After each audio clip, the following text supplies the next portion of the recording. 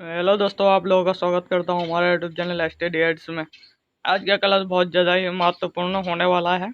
हमारे क्लास में एंड तक बने रहेंगे और जो चैनल पे वीडियो देख रहे हैं लाइक एंड सब्सक्राइब कर लें और अपने अपने दोस्तों को भी शेयर कर दें। चलिए सबको ही जम करके लाइक कर दें।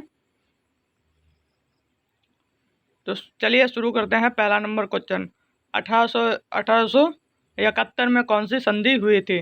फेरेंगफेट की संधि, पेरिस की संधि, वियना कांग्रेस, इनमें से कोई नहीं। तो आप लोगों का राइट आंसर हो जाएगा ऑप्शन नंबर ए हो जाएगा, जो है 1871 में फेरेंगफेट की संधि हुई थी। चलिए क्वेश्चन नंबर 2 की ओर चलते हैं। 1830 की क्रांति के बाद फ्रांस में किस प्रकार का शासन स्थापित हुआ था?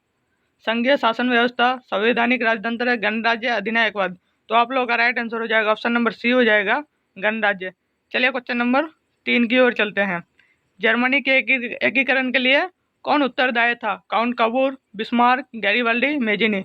तो आप लोगों का राइट आंसर हो जाएगा ऑप्शन नंबर बी हो जाएगा, जो है जर्मनी के एकीकरण के लिए बिस्मार्क जो है उत्तरदायी था।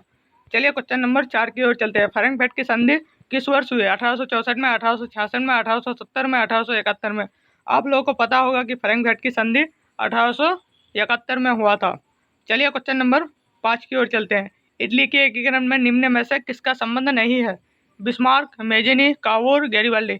तो आप लोगों का राइट आंसर हो जाएगा ऑप्शन नंबर ए हो जाएगा, जो है बिस्मार्क। चलिए क्वेश्चन नंबर 6 की ओर चलते हैं। इटली और जर्मनी के एकीकरण के विरुद्ध निम्न कौन नहीं था? इंग्लैंड, रूस, ऑस्ट्रेलिया, पर्सा। तो आप लोगों का राइट आंसर हो जाएगा ऑप्शन नंबर सी हो जाएगा, जो है ऑस्ट्रेलिया नहीं था। चलिए क्वेश्चन नंबर 7 की ओर चलते हैं। जर्मनी के एकीकरण का प्रमुख वास्तुकार कौन था? Mazzini, Garibaldi, Lenin, Bismarck. तो आप लोगों का राइट आंसर हो जाएगा ऑप्शन नंबर डी हो जाएगा, जो है बिस्मार्क। चलिए क्वेश्चन नंबर 8 की ओर चलते हैं। फेरेंगफेट की संधि पर हस्ताक्षर कब हुई? 1863, 1864, 1871, 1872। तो आप लोगों का राइट आंसर हो जाएगा ऑप्शन नंबर सी हो जाएगा, फेरेंगफेट की संधि पर 1871 में हस्ताक्षर हुआ था। काउंट काबूर को विक्टर इमैनुअल ने किस पद पर नियुक्त किया? सेनापति, फ्रांस में राजदूत, प्रधानमंत्री, गृह मंत्री। जो है काउंट काबूर को प्रधानमंत्री के पद से जो है नियुक्त किया था। ऑप्शन नंबर सी हो जाएगा राइट आंसर। चलिए क्वेश्चन नंबर 10 की ओर चलते हैं। रक्त एवं लौह की नीति का अवलंबन किसने किया? मेजिनी, हिटलर, बिस्मार्क, विलियम प्रथम। तो आप लोगों का राइट आंसर हो जाएगा ऑप्शन नंबर सी हो जाएगा, जो है बिस्मार्क। चलिए क्वेश्चन नंबर 11 की ओर चलते हैं।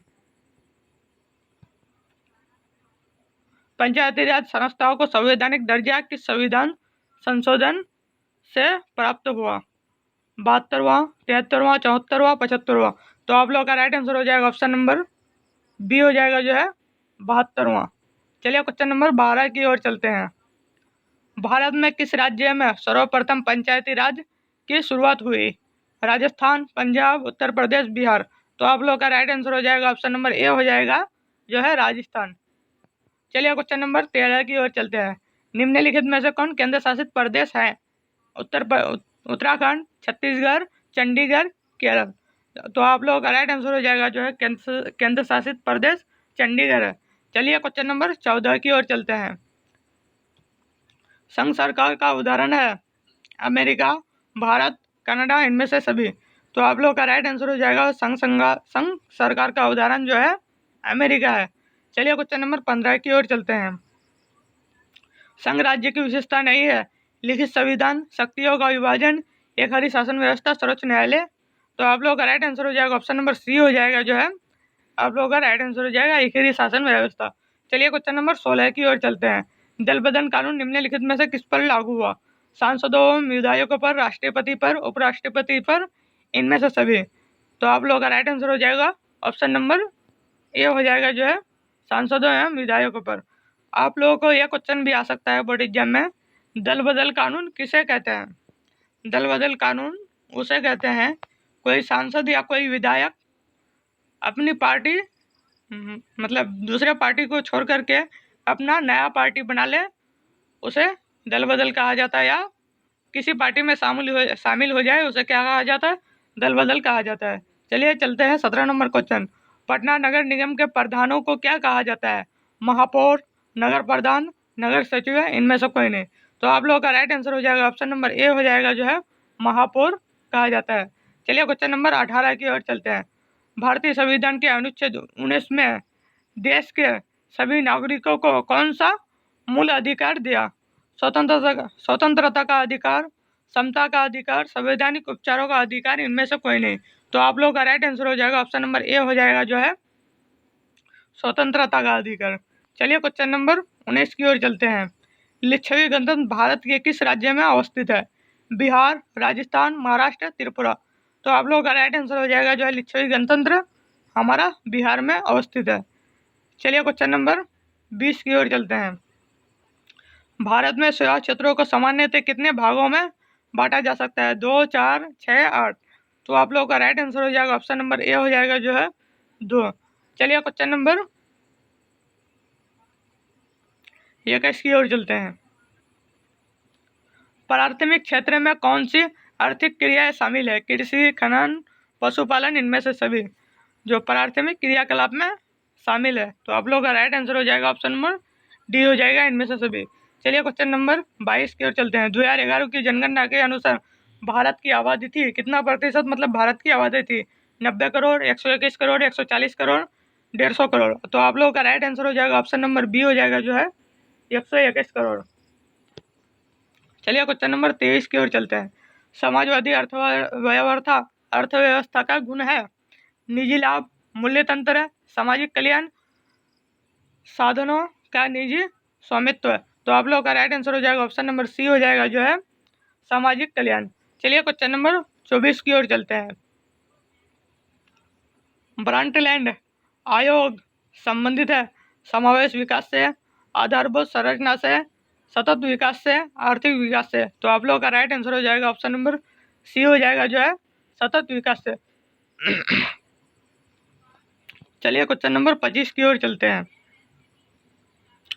प्रथम राष्ट्रपति मानव विकास रिपोर्ट किस प्रधानमंत्री को कार्यकाल में जारी हुआ? इंदिरा गांधी, राजीव गांधी, अटल बिहारी वाजपेयी, मनमोहन सिंह। तो आप लोगों का राइट आंसर हो जाएगा ऑप्शन नंबर सी हो जाएगा जो है अटल बिहारी वाजपेयी। चलिए क्वेश्चन नंबर 26 की ओर चलते हैं। बाढ़ क्या है? प्राकृतिक आपदा, मानव जनजातीय आपदा, सामान्य आपदा, इनमें से कोई नहीं। तो आप लोगों का राइट आंसर हो जाएगा ऑप्शन नंबर ए हो जाएगा जो है प्राकृतिक आपदा। चलिए क्वेश्चन नंबर 27 की ओर चलते हैं। बाढ़ से सबसे अधिक हानि होती है फसलों को, पशुओं को, भवनों को, इन उपयुक्त में से सभी। तो आप लोग का राइट आंसर हो जाएगा ऑप्शन नंबर डी हो जाएगा जो है उपयुक्त में से सभी। चलिए क्वेश्चन नंबर 28 की ओर चलते हैं। सूखा किस प्रकार का आपदा है? प्राकृतिक आपदा, मानव जनित आपदा, सामान्यतः आपदा, इनमें से कोई नहीं। तो आप लोगों का राइट आंसर हो जाएगा सूखा जो है प्राकृतिक आपदा है। चलिए क्वेश्चन नंबर 29 की ओर चलते हैं। इनमें से मानव जनित आपदा है सांप्रदायिक दंगे, आतंकवाद, महामारी, इनमें से सभी। तो आप लोगों का राइट आंसर हो जाएगा जो है मानव इनमें से सभी, ऑप्शन नंबर डी। चलिए क्वेश्चन नंबर 30 की ओर चलते हैं। बिहार का कौन सा क्षेत्र बाढ़ग्रस्त है? पूर्वी बिहार, पश्चिमी बिहार, दक्षिणी बिहार, उत्तरी बिहार। तो आप लोगों का राइट आंसर हो जाएगा ऑप्शन नंबर ए हो जाएगा जो है पूर्वी बिहार। चलिए क्वेश्चन नंबर 31 की ओर चलते हैं। 26 दिसंबर 2004 को विश्व के किस हिस्से में भयंकर सुनामी आया? पश्चिमी एशिया, प्रशांत महासागर, अटलांटिक महासागर, बंगाल की खाड़ी। तो आप लोगों का राइट आंसर हो जाएगा ऑप्शन नंबर डी हो जाएगा जो है बंगाल की खाड़ी। चलिए क्वेश्चन नंबर 32 की ओर चलते हैं। कृषि सूखा होता है जल के अभाव में, मिट्टी के नमी के अभाव में, मिट्टी को क्षय के कारण, मिट्टी की लच्छता के कारण। तो आप लोगों का राइट आंसर हो जाएगा ऑप्शन नंबर ए हो जाएगा जो है जल के अभाव के कारण। जो चैनल पे वीडियो देख रहे हैं लाइक एंड सब्सक्राइब कर लें और जम करके लाइक कर दें और अपने अपने दोस्तों को भी शेयर कर दें। चलिए चलते हैं 33 नंबर क्वेश्चन की ओर। मानव शरीर में आग लगने की स्थिति में जलते हुए स्थान पर क्या प्राथमिक उपचार करना चाहिए? ठंडा पानी डालना, गर्म पानी डालना, अस्पताल पहुंचाना, इनमें से कोई नहीं।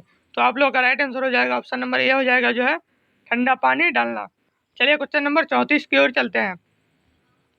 निम्न में से कौन मानव जनित आपदा नहीं है? सांप्रदायिक दंगा, आतंकवाद, रेल दुर्घटना, इनमें से कोई नहीं। तो आप लोगों का राइट आंसर हो जाएगा जो है मानव दुर्घटना, ये सब नहीं है, इनमें से कोई नहीं। तो चलिए क्वेश्चन नंबर 35 की ओर चलते हैं। सूखा का कारण है जल का अभाव, मिट्टी की नमी अभाव, मिट्टी का लक्ष्य, मिट्टी की लक्ष्यता। तो आप लोगों का राइट आंसर हो जाएगा ऑप्शन नंबर बी हो जाएगा, मिट्टी की नमी न अभाव। चलिए क्वेश्चन नंबर 36 की ओर चलते हैं। बाढ़ का प्रमुख कारण जल की अधिकता, नदी तल पर मलों का नीचापन, इनमें से सभी वर्षों की अधिकता। तो आप लोगों का राइट आंसर हो जाएगा जो है इनमें से सभी हो जाएगा। चलिए क्वेश्चन नंबर 37 की ओर चलते हैं। सुनामी प्रभावित क्षेत्र में मकानों का निर्माण कहाँ करना चाहिए? सागर के तट के निकट, सागर के तट के दूर, मैंग्रोव में से कोई नहीं। तो आप लोगों का राइट आंसर हो जाएगा जो है सागर के तट से दूर। चलिए क्वेश्चन नंबर 38 की ओर चलते हैं। गुजरात का कच्छ प्रदेश किस भूकंपीय पेटी में है? Zone 1, zone 3, zone 4, zone 5। तो आप लोग का राइट आंसर हो जाएगा ऑप्शन नंबर डी हो जाएगा जो है जोन 5। सर्वाधिक बार प्रभावित देश है पाकिस्तान, ईरान, बांग्लादेश, भूटान। तो सबसे अधिक बार कहाँ आती है? बांग्लादेश में, आप लोगों को पता होगा। चलिए क्वेश्चन नंबर 40 की ओर चलते हैं। संसाधनों की खोज एवं प्रबंध के लिए किस उपग्रह का प्रयोग किया जाता है? तो संचार उपग्रह, दूर संवेदक उपग्रह, नेविगेशन उपग्रह, ध्रुवीय उपग्रह। तो आप लोगों का राइट आंसर हो जाएगा ऑप्शन नंबर बी हो जाएगा जो है दूर संचार उपग्रह। चलिए चलिए प्यारे दोस्तों, आज का क्लास यहीं तक एंड करता हूँ। जय हिंद, जय भारत।